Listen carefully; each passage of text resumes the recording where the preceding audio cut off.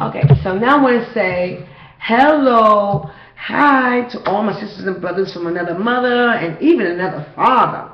I want to thank you for having a seat here in the Red Chamber Room with me, Billy and Spencer Chamblis. I am the sexiest webcast talk show host, and I want to welcome you to the Red Chamber Room.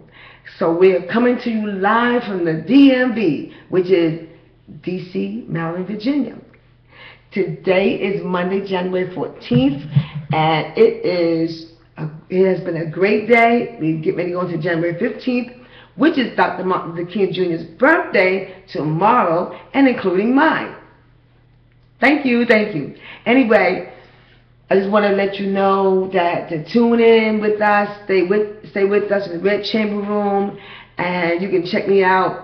Check out the shows and on Ustream, but I'm going to start doing shows here on YouTube to give you the information I've been giving everybody else on Ustream and Facebook. Thank you for having me. I am glad to be here. I just want to give you a little information, about Dr. King. Dr. King was a husband and a husband to Coretta Scott King and a devoted father to their 4 children, Martin, Yolanda, Dexter, and Bernice. Dr. King, if you don't know, and this is for the younger generation of people because the older people forgot, he was born on, like I said, January 15th, 1929 at the family home in Atlanta to Martin Luther King Sr. and Alberta Williams King. Woo, I got allergy going on. So anyway, just let you know that Dr. King laid the groundwork for nonviolent change. And the reason why I'm talking about Dr. King right now is because of what is about, it's coming up. We have his birthday tomorrow. People are celebrating his birthday nationwide or whatever. Next Monday, they're celebrating him along with the inauguration time. So I'm giving you this information now, although you need to know about it. You just really need to know what's going on and what's happened at that time. So one of the key aspects of King's leadership was his ability to collate support from many types of organizations, including labor unions, peace organizations, and Southern reform organizations and religious groups. Dr. King was trying to bring everybody together. He worked with everyone.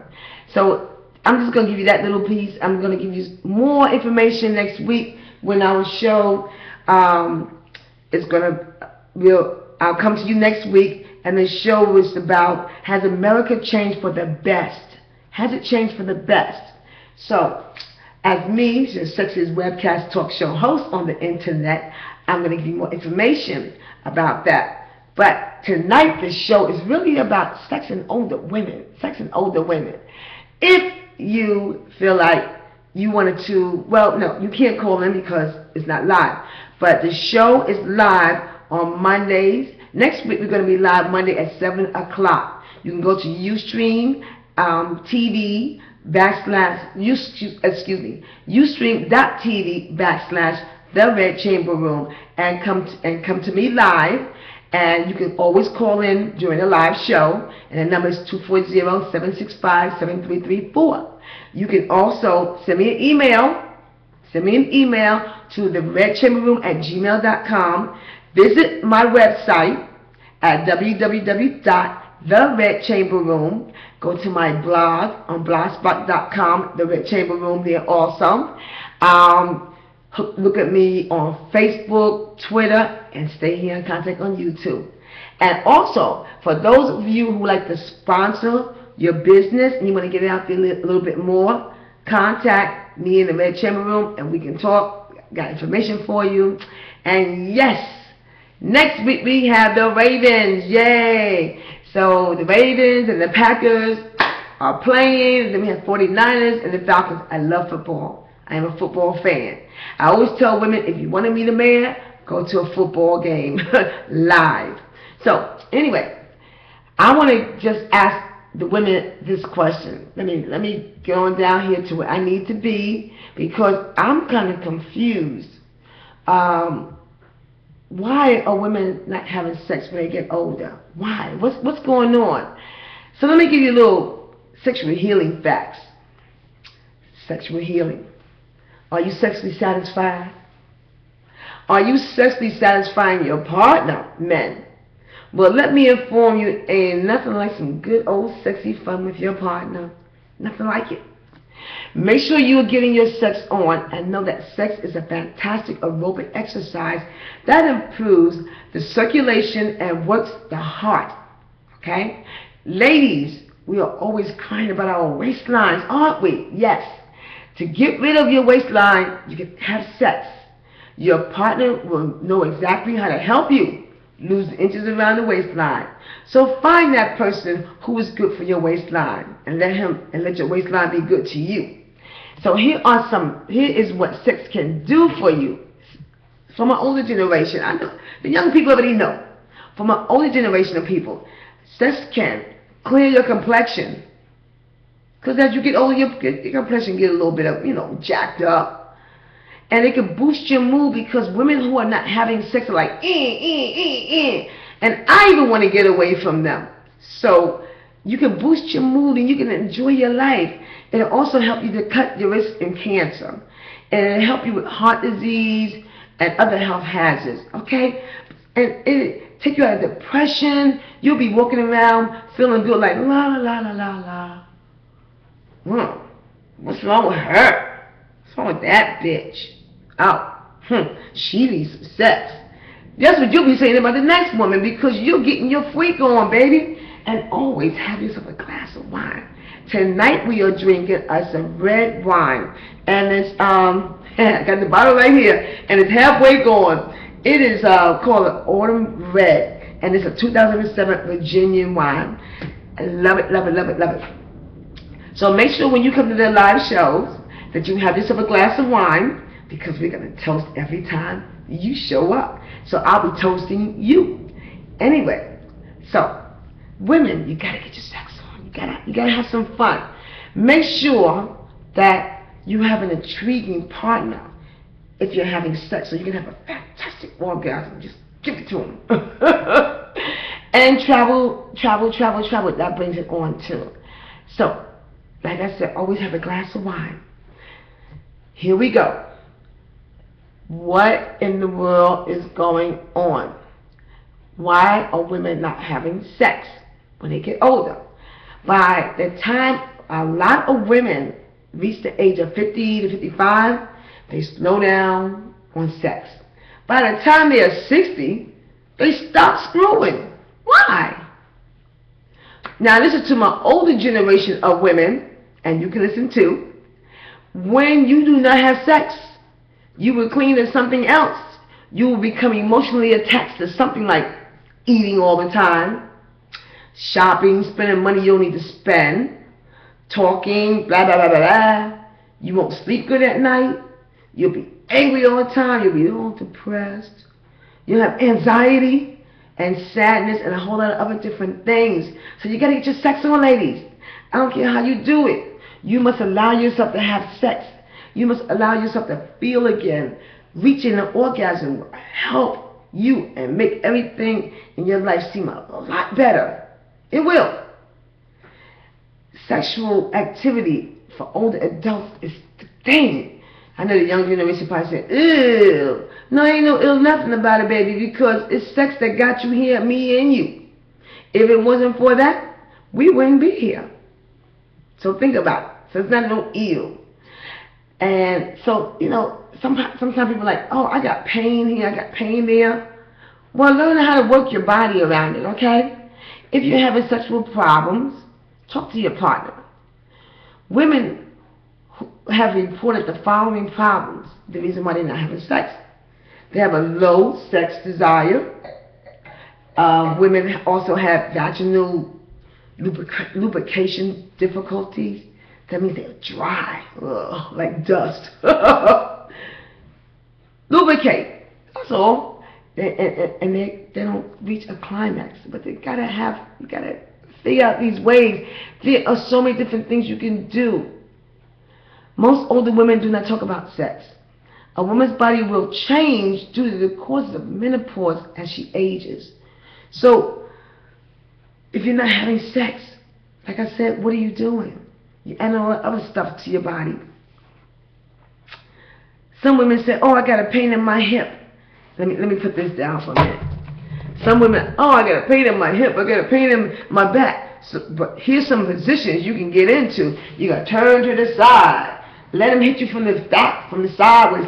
Or you can lay on the other side. Whichever side is not hurting. Throw your legs up. Lay back. Throw your legs up. Have fun. Enjoy it. You gotta be do the nasty, as they call it. Do the nasty, baby. And it's a fitness thing going on. It'll make you feel wonderful. It'll make you feel beautiful. A lot of women, as they get older, stop having sex because I've heard them say, I'm not beautiful anymore.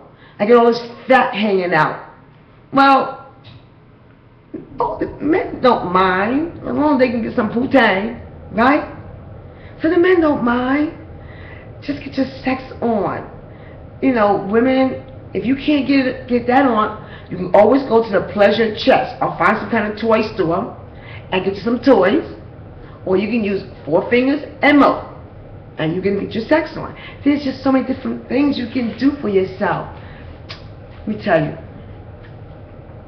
If you don't, somebody else will. So get it on. You know, Marvin Gaye said, let's get it on. Come on. So you gotta enjoy yourself. And let me give you, I'm not gonna stay on it too long, but let me give you some tips on some aphrodisiac foods. And the food you consume can have a direct impact on your sex life. It will affect your hormones, your brain chemistry, and energy and stress levels.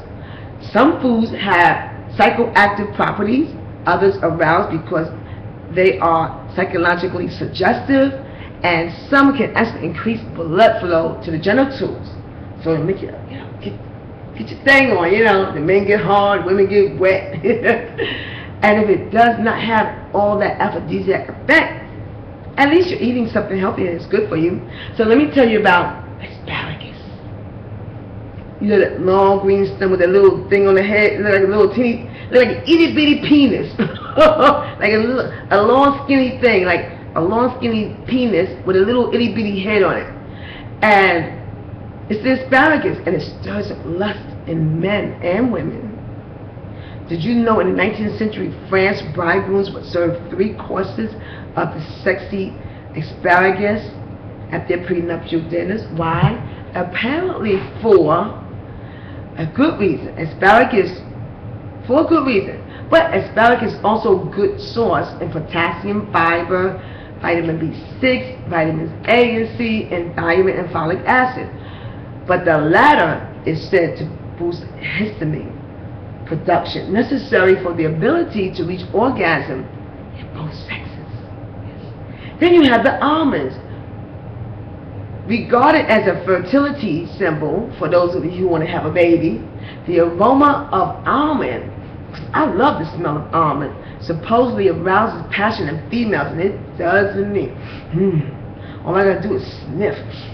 Yes. And scientists say that almonds provide high doses of vitamin E, magnesium, and even fiber. So don't eat too many of them, because you don't want to be dookie while you're pooking. While he's poking you, you don't want to be, anyway. Make sure you eat your almonds. Avocado. Now, just by looking at the shape of the avocado, it looks very sexual, right? But it looks like a testicle. Because they have an avocado tree. I've seen one, and it looks like a bunch of testicles hanging from the tree. They look all rugged and everything. So the being that it's hanging from the trees, and you take it down and you can just open it up, girl. Eat an avocado. It'll sexually arouse you. It's good, but it's also good in folic acid, vitamin B6, and potassium. And they said it will boost your immune system, so you'll never get sick while you're having sex. Bananas, that good old banana shape, it has a shape, got a shape going on. By its shape, its connection with sexuality is quite obvious. Some women eat a banana like they're, doing the do. But you'll also find that bananas are loaded with potassium, magnesium, and B vitamins. And it's also chelating minerals. Basil is another good herb. not only makes the meal smell and taste better, but it also has a lot of beneficial effects on the human body. Basil has a fantastic aroma that is said to have an aphrodisiac effect. It is also very stimulating. Using sweet basil in a pasta sauce will be sure to get your heart racing. Maybe that's why, this explains why Italians are so romantic. With a glass of wine. Yes. Chocolate. Chocolate, chocolate, chocolate. Pure chocolate is the king of all natural aphrodisiacs. It contains a host of compounds, and it has that love chemical inside, and it releases dopamine in the pleasure centers of the brain and peaks orgasm. So it also induces excitement and attraction and euphoria. So the cocoa also contains the tryptophan, the key element of a neurotransmitter serotonin. So it'll help you to relax. Maybe it'll help you go to sleep too, if you so desire. And figs. Figs is another good sexy fruit. It has long been thought of as an arousing stimulant. And if you open a fig, it is believed to emulate the female sex organs. You know, open it up. You know what I'm talking about? Figs are steeped in history and are one of the oldest fruits. It's mentioned in the Bible. And it's reported to be Cleopatra's favorite fruit. And the ancient Greeks held them as sacred and associated them with love and fertility. Then you have garlic. They said garlic is supposed to be, you know, something that brings it out, but I don't know about garlic because it smells. But if you're going to use it, get those Altoids and mints handy. Oysters. It's an aphrodisiac. Maybe thought of it as aphrodisiac because it has high zinc contents, which helps produce sperm and increases libido. Raw oysters are best served with a chilled glass of champagne for a very romantic meal. I don't do raw fish, period. I'm not I don't do it. Honey, that old sweet sticky thing. Slap it on somebody's body and lick it off. And it's good for you. And it's good too. It'll help metabolize estrogen and the female sex organ. So, ladies, if you want sex and you're not having it, my older generation, talk to your doctor about what's going on. Talk to your partner and get down on it, okay? Allow your body to feel again. Do not be ashamed of your body. It's not your fault. I mean, it's your body, so flaunt it. You were given this body, you just added extra ingredients to it. So, make sure you get it on. Men are not really concerned about the fat rolls, they just want sex. So let your sex be your medicine and let your medicine be your sex. And enjoy it. So once again, I'm not going to stay on here too long. I want you to remember to, you can hit me up on Facebook, Twitter, or on YouTube.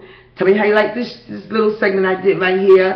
And if you want to be mean, you can be mean. I don't care. What the hell. But learn to be nice. Okay, we need to be nice in this world. You can email me at theredchamberroom@gmail.com. Check out the website, theredchamberroom.com. Go to the blog spot. Hit up on Ustream, whatever. There's I have a lot of shows out there. Anyway, I always want you to remember no drinking and no texting while you're driving. And as I said before, let your medicine be your sex and let your sex be your medicine. So be conscious with the time that the Creator has given you. You are here for a reason. Find your purpose. Find your passion. Whatever it may be, become it and let it become you. And you will find great things will happen for you, to you, and because of you. If there's no passion in your life, then have you really lived? Patience is not passive. On the contrary, it is concentrated strength. And here's a quote from Mr. Paul McLaren. The longest trip in existence is the ego trip, because you're the only passenger. So focus on what your soul hungers for and thirsts for and relate it to your Creator. Remember your karma. What you give does come back, and it will come back. So To my fake people, don't be plastic, be fantastic.